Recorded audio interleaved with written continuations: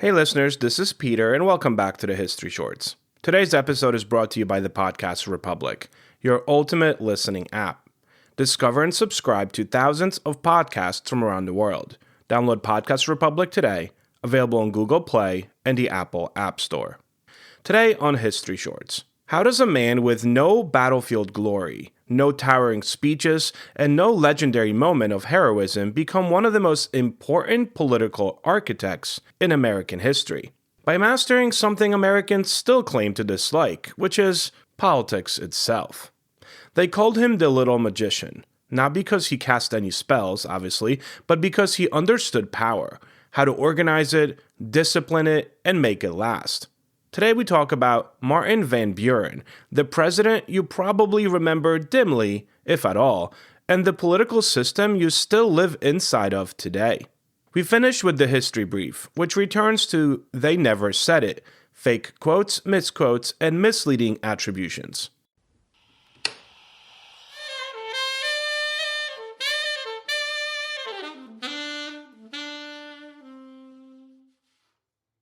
A quick word from our sponsors.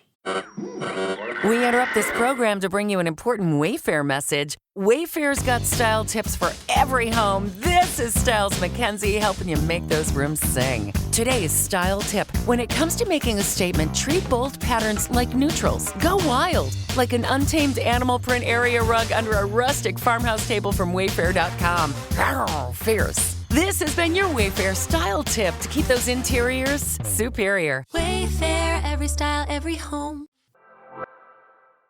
This day in history. On January 24th, 1848, gold was discovered at Sutter's Mill in California, igniting the gold rush and accelerating America's westward expansion. On January 24th, 1965, Winston Churchill died at the age of 90, a towering figure of the 20th century. Churchill led Britain through its darkest days during World War II and helped shape the post-war world. Story of the day.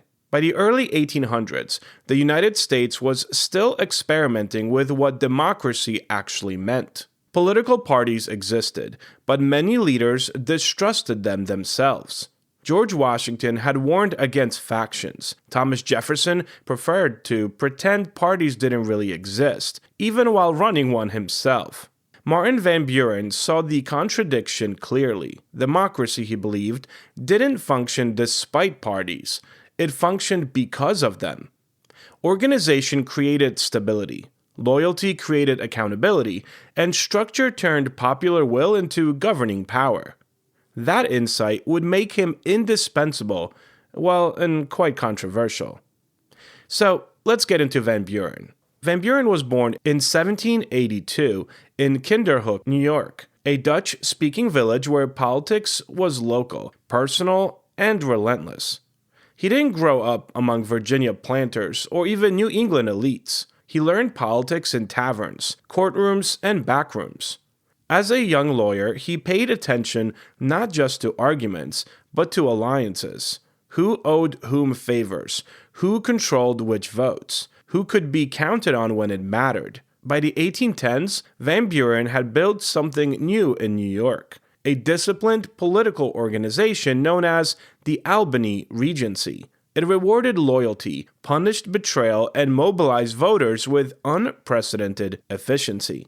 Critics called it corrupt. Van Buren called it democracy in action. What Van Buren pioneered in New York, he later scaled nationally. He argued that political parties were not dangerous factions at all. They were stabilizing forces. Parties clarified choices. They gave voters identity. And most importantly, they prevented politics from collapsing into personal cults or regional chaos. This was a radical idea in an era that still idealized gentlemanly consensus. Van Buren didn't believe consensus was realistic, however. He believed competition was inevitable and should thus be organized and not denied. That philosophy laid the groundwork for the modern two-party system. Van Buren's rise to national prominence came through his alliance with none other than Andrew Jackson, a man who embodied popular energy but lacked institutional finesse. Jackson had charisma. Jackson had mass appeal. Jackson did not have a political machine. Van Buren, however, would be the one to supply it. He helped build the coalition that powered Jackson's victory in 1828, uniting farmers, laborers, immigrants, and Southern planters under a single banner.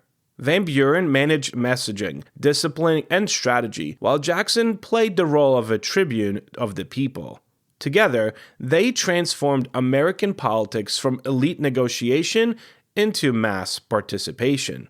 But the partnership came at a cost. Van Buren defended what critics called the spoils system, the practice of rewarding party loyalists with government jobs. To him, it was not corruption. It was rotation in office. Removing entrenched elites, he argued, made the government more democratic. Bureaucracy should reflect electoral outcomes.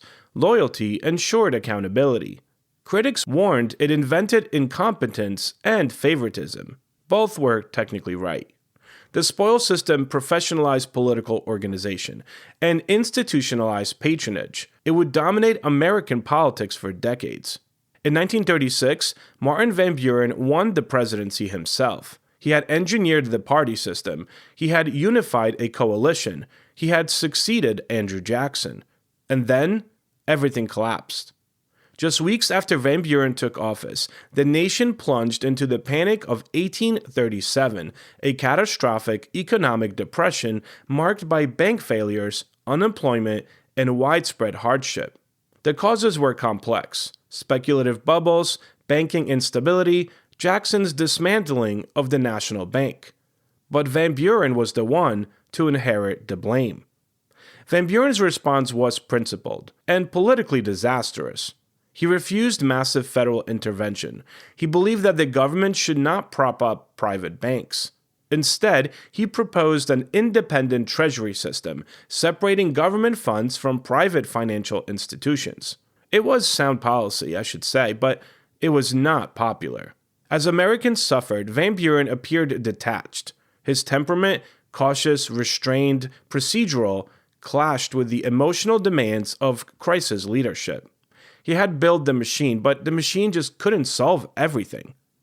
Unlike Jackson, Van Buren had no dramatic persona, no war hero narrative, no sweeping rhetoric. He was mocked for his refinement, his tailored clothes, and his polished manners.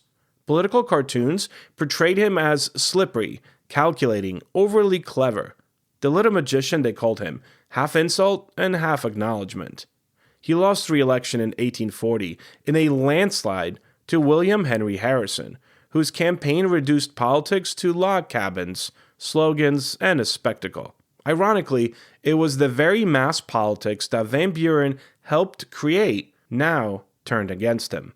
Van Buren's legacy is complicated further by slavery. As president, he avoided confronting it directly, believing party unity mattered more than moral confrontation. He opposed abolitionist petitions in Congress and prioritized sectional balance. Later in life, however, Van Buren broke with the Democrats and ran for president again in 1848 as the Free Soil Party candidate, opposing the expansion of slavery into new territories. It was a partial reckoning, but a late one. It showed that even the master of party discipline struggled with the moral limits of political calculation. Martin Van Buren died in 1862 as the Civil War raged, the ultimate test of the party system he helped create. His reputation faded. He became a footnote president, you might say, a trivia answer. But his ideas did not fade. Political parties became permanent. Campaigns became organized. Loyalty, messaging, coalition building, and turnout became the engines of democracy. Love them or hate them, they are Van Buren's world. The History Brief. The following comes to us from Paul F. Baller Jr. and John George's 1989 book, They Never Said It, a book of fake quotes, misquotes, and misleading attributions. Today I picked a quite fitting quote for today's story of the day. And the quote is, "To the victors belong the spoils." Though sometimes attributed to Jackson, the victor spoils remark was not his, but instead New York Senator William L. Marcy's. In January of 1832, when Jackson nominated Martin Van Buren, Henry Clay denounced the latter for bringing patronage practices that he had developed in Albany into national politics, and Marcy strongly defended Van Buren, his fellow New Yorker. "It may be, sir," he told Clay, "that the politicians of the United States are not so fastidious as some gentlemen are, as to disclosing the principles on which they act. They boldly practice what they preach.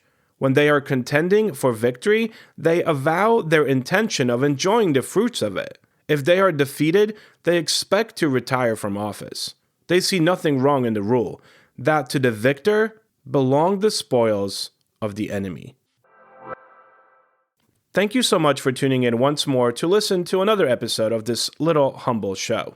If you're enjoying the show and would like to help me out with producing it, I would always appreciate a donation. You could either buy me a coffee at buymeacoffee.com or become a Patreon member and listen to these episodes ad-free. You could find both links on my website at www.historyshortspodcast.com. Thank you again for tuning in, and I hope you have a great rest of your day.